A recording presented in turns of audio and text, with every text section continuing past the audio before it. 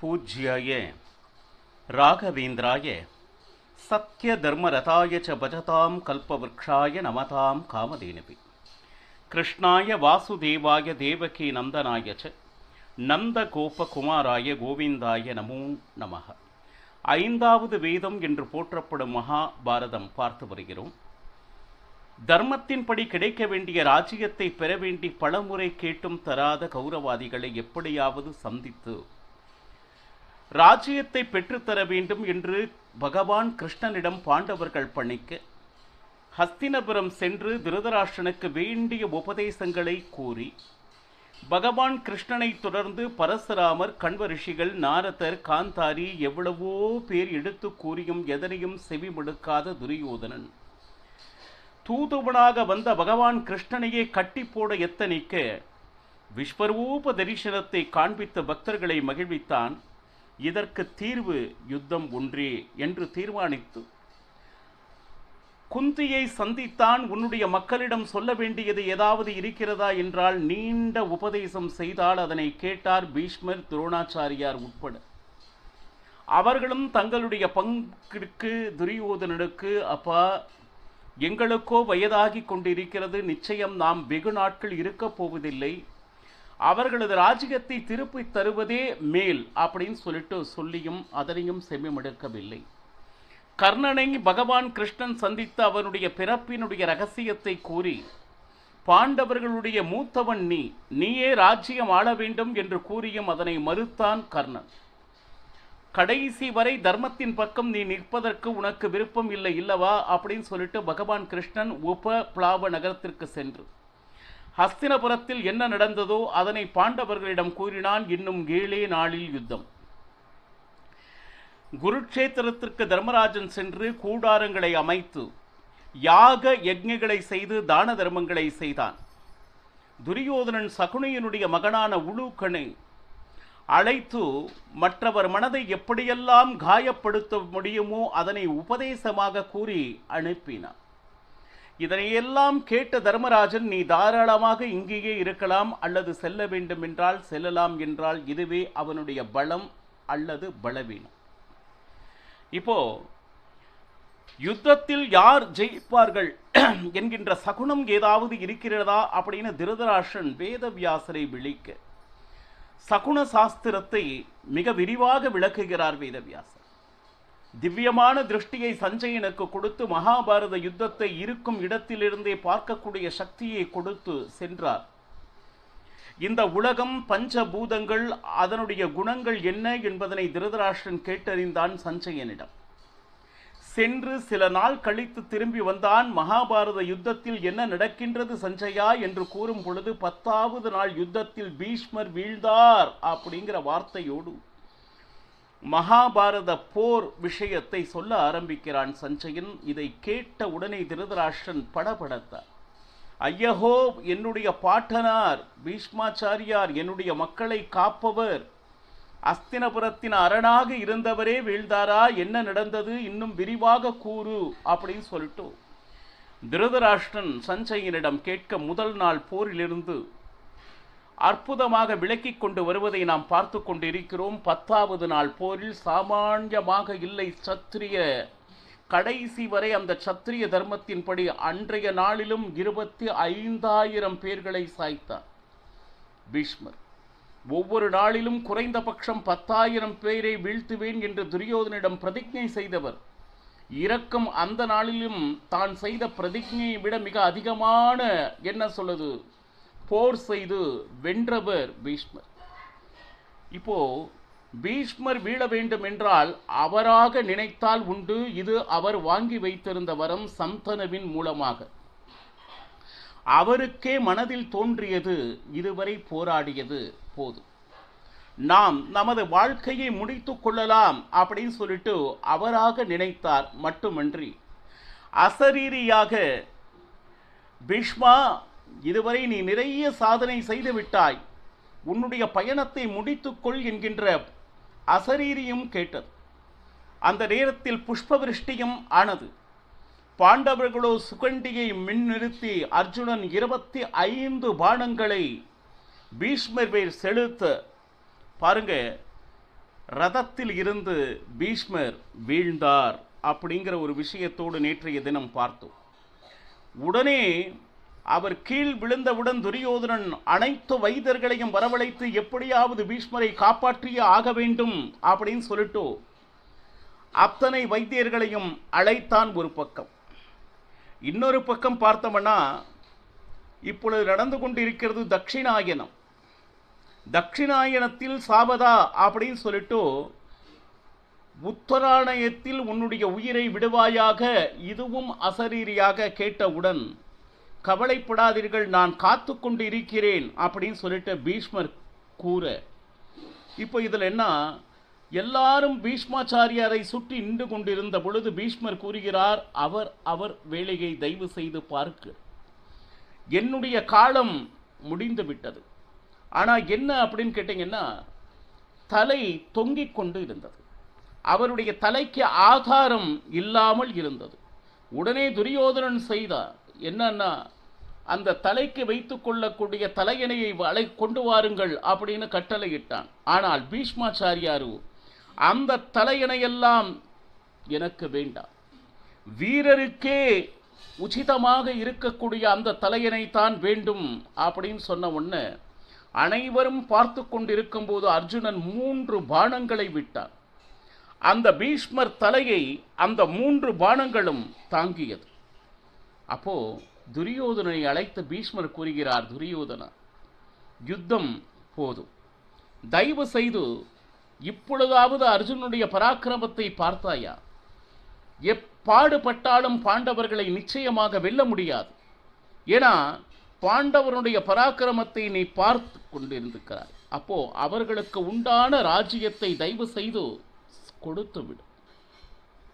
இப்போ எந்த நேரத்தில் யார் எப்படி அறிவுரை வழங்கினாலும் ஏதோ தலை அசைப்பானை தவிர நிச்சயமாக அதை கேட்கும் நிலையில் துரியோதனன் இல்லை.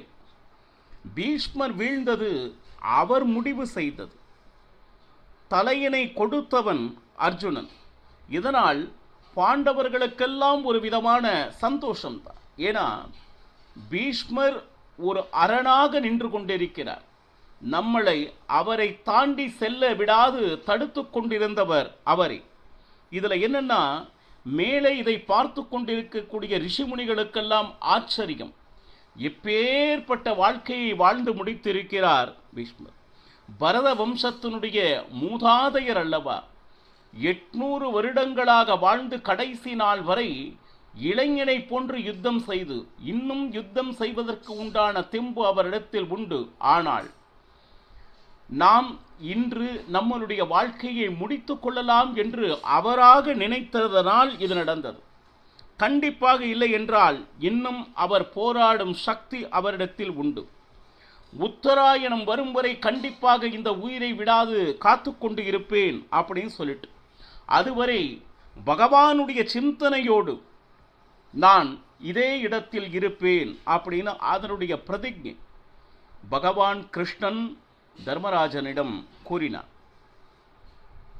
தர்மராஜனை பார்த்து பகவான் கிருஷ்ணன், தர்மராஜா, நீ மிகப்பெரிய அதிர்ஷ்டசாலி, யார் நினைத்தாலும், நாம் மட்டுமல்ல தேவதைகள் அத்தனை பேர் இணைந்து நினைத்திருந்தாலும் பீஷ்மரை வெல்வது என்பது நிச்சயமாக முடியாத காரியம். என்ன காரணம்னா, அவராக நினைத்தால் ஒழிய அவருடைய மரணம் அவரை நெருங்காது. இது அவருடைய வரம். இப்படி இருக்கும் பொழுது மகா பராக்கிரமசாலியாக ஒவ்வொரு நாளும் எப்படி போர் புரிந்தார் என்பதை பார்த்தீர்களா அப்படின்னு தர்மராஜன் கிட்ட, மனிதனால் வீழ்த்த முடியாதவர் அவர். ஆனால் மனதிற்குள்ளே பகவான் கிருஷ்ணனுடைய எண்ணம் எப்படின்னா, நானே வீழ்த்தினேன். பகவான் நினைக்கிறான். ஏனென்றால் வீழ்த்தினேன் என்றால் அவர் மனதில் வைராக்கியத்தை வரவழைத்தது யாருன்னா பகவான் கிருஷ்ணன். அதர்ம பக்கம் நின்று கொண்டு இப்படி போராடி கொண்டிருக்கிறோமே, இது நியாயமா என்கின்ற கேள்விதை மனதில் எழுப்பியவன் யார் என்றால் பகவான் கிருஷ்ணன். அதை அவர் மனதால் ஒத்துக்கொண்டு, நாம் இதுவரை போராடியது போதும் அப்படின்னு சொல்லிட்டு அவரை நினைக்க வைத்து, இப்ப யுத்த களத்தில் வீழ்த்தியவர் யார் என்றால் அந்த பகவான் கிருஷ்ணன் கொடுத்த சிந்தனை. இது அனைத்திற்கும் சூத்திரதாரி யார் அப்படின்னா பகவான் கிருஷ்ணனே. ஏன்னா இதை ஏன் தர்மராஜன் கிட்ட சொல்றான் அப்படின்னா, தர்மனுடைய வாயிலிருந்து என்ன வருகின்றது என்பதை பார்க்க வேண்டும் என்று பகவான் கிருஷ்ணனுடைய விருப்பம். ஏன்னா பீஷ்மரை வீழ்த்துவது அவர் கண்களிலேயே அனைவரும் சுட்டுவிடும் சாமர்த்தியம் அவரிடம் உண்டு. துஷ்ட ஜனர் யார் இருந்தாலும் அத்தனை பேரும் நாசம் செய்பவர். இந்த இடத்துல தர்மராஜா ஜனார்தனா அப்படின்னு சொல்லிட்டு பகவான் கிருஷ்ணனை விழித்தான். எப்படின்னு கேட்டீங்கன்னா, யாரெல்லாம் கெட்டவர்கள் இருக்கிறார்களோ இந்த உலகத்தில் அவர்கள் அனைவரையும் அழைத்து நல்லவர்களுக்கு சுகத்தை கொடுப்பவர் எவரோ அவரே ஜனார்தனன். அப்போ பகவான் கிருஷ்ணனை பார்த்து தர்மராஜன் கூறியது, உன்னுடைய அனுகிரகம் கிருஷ்ணா, உன்னுடைய கோபம், அதர்மத்தின் மேல் இருக்கின்ற கோபம் எங்களுடைய வெற்றி ஆனதே தவிர நாம் அனைவருமே உன்னை ஆசிரியத்து இருப்பவர்கள். இப்ப கூட பாத்தீங்கன்னா, பாண்டவர்கள் பீஷ்மரை வீழ்த்தினார், அர்ஜுனன் பாணன் விட்டான், சிகண்டி பாணன் விட்டான் என்கின்ற எந்த ஒரு வார்த்தையும் தர்மராஜன் வாயிலிருந்து வரவில்லை. இதை பரீட்சை செய்வதற்காகவே பகவான் கிருஷ்ணன் தர்மராஜன் கிட்ட கேட்டுருக்கான். இதுல என்னன்னா, பக்தர்களுக்கு என்றுமே பகவான் மேல் பக்தி என்று ஒன்று வந்துவிட்டால் அவர்களுக்கு எப்பேற்பட்ட ஆபத்து வந்தாலும் அவர் பக்கம் நின்று கடைசி வரை அவரை கடைத்தேற விடுபவன் பகவான் கிருஷ்ணனே. எப்பொழுது உன்னை நம்பினோமோ ஜனார்தனா, எங்களுக்கு என்றுமே தோல்வி இல்லை. பகவானை நம்பியவர்களுக்கு என்றுமே தோல்வி இல்லை என்பதை நிரூபித்த இடம். எந்த ஒரு காரியம் செய்தாலும் பாண்டவர்கள் இது எங்களுடையது அல்ல, இது பகவான் கிருஷ்ணன் எங்கள் பக்கம் இருந்து இந்த வெற்றியை தேடிக் கொடுத்தான் என்கின்ற எண்ணத்தை என்றுமே மறக்காது இருப்பவர்கள். அதனால்தான் பகவான் கிருஷ்ணன் பக்தர்கள் கூடயே பயணித்துக் கொண்டு இருக்கிறார். இது நிச்சயமாக எங்கள் வெற்றி இல்லை அப்படின்னு சொல்லிட்டு, ஏன்னா இப்பேற்பட்ட அபார பக்தி தர்மராஜன் மட்டும் அல்ல, பாண்டவர்கள் ஐவருக்கும் இருந்தது. பீமசேனன் பராக்கிரமம் காரணம் என்னன்னா, என்னுடைய இறைவன் என்னுடைய கிருஷ்ணன் என்பதை என்றும் மறவாதவன் பீமசேன். சரி, இரவு நேரமானது. அடுத்த நாள் காலை அனைத்து ஜனங்களும் கூடியிருந்தனர் பீஷ்மரை சுற்றி. கௌரவர்களும் சரி பாண்டவர்களும் சரி பீஷ்மரை பார்ப்பதற்கு பார்த்தவனா, குருகுலத்தில் பெரியவர் இழந்தாரே அப்படின்னு சொல்லிட்டு குடும்ப சகிதமாக ஆண்கள் மட்டுமல்லாமல் பெண்கள், குழந்தைகள் கையில் கந்தம், சந்தனம், பூக்கள் இவற்றையெல்லாம் கொண்டு வந்து பீஷ்மரை பார்ப்பதற்காக வந்து கொண்டிருந்தனர் குடும்பம் குடும்பமாக. ஒரு பக்கம் நர்த்தகர்கள் வந்து பீஷ்மர் முன் நர்த்தனத்தை ஆடிக்கொண்டிருந்தனர். வாத்தியங்கள் முழங்கிக் கொண்டு இருந்தன. இதுல இந்த நேரத்தில் பீஷ்மாச்சாரியார் ரொம்ப தாகமாக இருக்கிறது, எனக்கு நீர் வேண்டும் என்று பீஷ்மர் கேட்க, உடனே துரியோதனன் உடனடியாக நீரை கொண்டு வாருங்கள் என்று கட்டளையிட்டான். உடனே அந்த நீர் எனக்கு வேண்டாம் அப்படின்னா பூமியிலிருந்து வெளிவருகின்ற சுத்தமான நீரே எனக்கு வேண்டும் அர்ஜுனா, நீயே அதை தரவல்லவன் என்று பீஷ்மாச்சாரியார் கூற, அர்ஜுனன் அற்புதமான ஒரு பாணத்தை விட்டான். பூமியிலிருந்து அந்த நீரானது மேல் எழும்பி பீஷ்மரின் வாய்க்கு வந்தது. அந்த நீரை பருகினார் பீஷ்மாச்சாரியார். பாருங்க, அவன் அந்த நீரை எப்படி வரவழைத்தான் அப்படின்னு வர்ணிக்கிறது. நேரா அர்ஜுனன் வந்தான், பீஷ்மரை பிரதட்சணை செய்தான். காண்டீவ தனுசை பயன்படுத்தி பிரக்ஞாஸ்திரம் அப்படின்னு சொல்லிட்டு, அதாவது பூமியிலிருந்து நீரை வரவழைக்கக்கூடிய அந்த அஸ்திரத்தை பயன்படுத்தி அந்த நீரினை பீஷ்மருக்கு அளித்தான் என்று மகாபாரதம் விவரிக்கிறது. ஏன்னா அனைத்து ராஜர்களுக்கும் என்ன ஆச்சரியம் என்றால், பீஷ்மர் வீழ்ந்தாரா? அதை எங்களால் நம்ப முடியவில்லையே. எப்படி அவர் வீழ முடியும்? ஆனால் வீழ்ந்து கிடக்கின்ற அந்த பீஷ்மருடைய தேகத்தை பார்த்து அனைவருடைய மனமும் கலங்கியது. ஏன்னா நீர் மனிதரே அல்ல. அர்ஜுனனுடைய வீரத்தை பார்த்து பீஷ்மர் சொன்னார், அப்பா நீ தேவதா மூர்த்தி, நரநாராயணர் என்று போற்றப்படுபவர்களே நரனே நீ. யார்? அர்ஜுனனை பார்த்து பீஷ்மாச்சாரியார் சொல்கிறார். ஏன்னா தேவதைகள் என்னென்ன செய்வார்களோ அது அத்தனையும் செய்யக்கூடிய சாமர்த்தியம் உன்னிடம் உண்டு. எது எது இந்த உலகத்தில் மிகவும் சிரேஷ்டமானது அப்படின்னு சொல்லிட்டு பீஷ்மாச்சாரியார் கூற ஆரம்பிக்கிறார். எது எது சிரேஷ்டம் என்பதனை நாளை நாம் அறியலாம். சர்வம் ஸ்ரீகிருஷ்ணார்ப்பணமஸ்து. ஹரே ஸ்ரீனிவாசா.